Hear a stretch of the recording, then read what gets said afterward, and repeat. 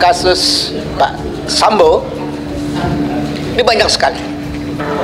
Tentunya ini berdampak pada tindakan Pak Kapolri terhadap hukuman-hukuman yang terhadap sekian lama ini. Yang kedua, ini ada apa sampai institusi terlibat sebanyak ini? Ada kesan bahwa ini ada geng-gengan di tubuh Polri. Ada kesan bahwa ini suatu kebiasaan yang sudah terjadi untuk saling menutup kasus per kasus. Misalnya saya selalu diingatkan, bagaimana dengan kasus KM50? Jadi kan kesannya juga dikeroyok, tertutup. Walaupun dalam proses peradilan, ya, saya jawab bahwa itu sudah berjalan dengan baik. Itu kalau dibuka kasus KM50 ini bicara tentang novumnya nanti. Insya Allah kalau novum ada, kita akan pertanyakan ini ke Pak Kapolri. Ini itu merupakan respon DPR terhadap kasus pembunuhan Brigadir Polisi Yosua. Nah, tetapi karena sekarang ini sudah masuk dalam masa sidang, maka hari ini kami rapat dengan 3 institusi yang terkait dengan kasus pembunuhan terhadap Brigadir Yosua, dan insya Allah nanti hari Rabu dengan Pak Kapolri. Di Komisi 3 ini ada 9 fraksi, ada 53 orang anggota, sudut pandangnya kan memang berbeda-beda.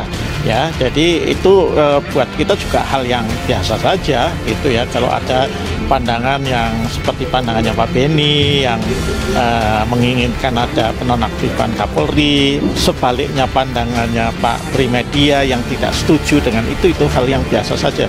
Itu bagian dari demokrasi kita lah. Kan dorongan masyarakat yang meminta publik bahwa yang bersangkutan belum muncul setelah dijadikan tersangka dan ditahan di Makobrimob. Makanya tadi saya minta kepada Kapolri untuk menghadirkan yang bersangkutan, dilihatkan kepada publik. Revolusi mental dari atas sampai bawah. Ini momen yang tepat untuk Pak Kapolri lakukan agar perbaikan institusi lebih baik ke depannya. Akan mengundurkan diri ketika kasus ini ketika tidak mentersangkakan, ya kan, FS kan begitu.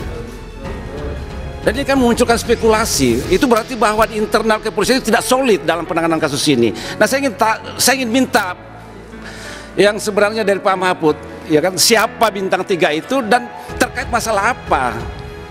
Ya kan penting bagi publik. Jangan lalu kemudian publik diberikan informasi yang setengah-setengah tanpa suatu kejelasan yang benar gitu loh. Ini menambah ketidaksolidan sinergitas menurut saya, Pak Mahfud. Bapak mengeluarkan suatu statement, pandangan, pendapat, tapi kok tidak mau dijelaskan gitu. Itu kepada dua pihak, satu kepada Kapolri, yang kedua kepada Presiden.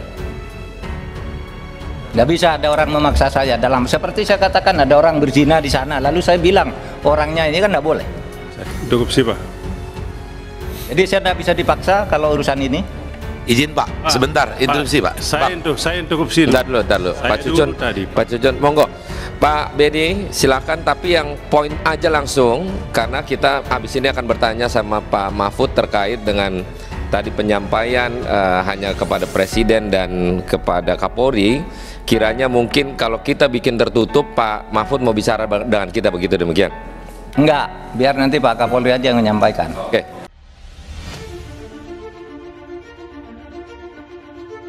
Kaitkan dengan KM50, murid Habib Rizik komentari kasus tewasnya Brigadir J di rumah Ferdy Sambo. Banyak kesamaan senjata ajaib. Di antara banyaknya kejanggalan-kejanggalan pada kasus tewasnya Nofriansah Yosua Huta Barat atau Brigadir J di rumah Irjen Ferdy Sambo adalah mengenai CCTV. Menurut keterangan dari pihak kepolisian, CCTV di rumah Ferdy Sambo sudah rusak semenjak 2 minggu lamanya sehingga sangat sulit menyingkap tabir kasus ini dari hal tersebut. Dekoder CCTV Posatpam di komplek perumahan juga diketahui telah diganti oleh pihak tertentu. Berdasarkan pengakuan ketua RT setempat, pihaknya tidak diberitahu apa-apa terkait pergantian dekoder CCTV tersebut. Mengenai misteri CCTV kasus insiden berdarah di rumah Ferdy Sambo ini, Wakil Sekretaris Jenderal PA 212 Novel Bamukmin angkat suara.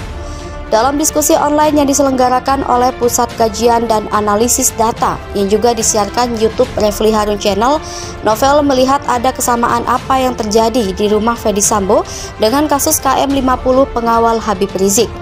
Di antara kesamaan dengan kasus KM50 yang Novel singgung adalah klaim adanya tembak-menembak antara anggota, kejanggalan pada handphone, CCTV, dan lain-lain. Terkait CCTV, sosok murid Habib Rizik ini juga merasa ada kejanggalan dan mirip dengan kasus KM50. Novel pun berkelakar bahwa senjata yang dipakai ajaib karena sekali menembak akan mematikan segala hal di sekitar termasuk CCTV. Sebelumnya, Kepala Polres Metro Jakarta Selatan, Kombes Budi Herdi Susianto, mengatakan bahwa penyidik telah mengamankan atau melakukan penyitaan sebuah dekoder CCTV Pos Satpam Kompleks Rumah Kadif Propam Irjen Ferdy Sambo untuk penyidikan.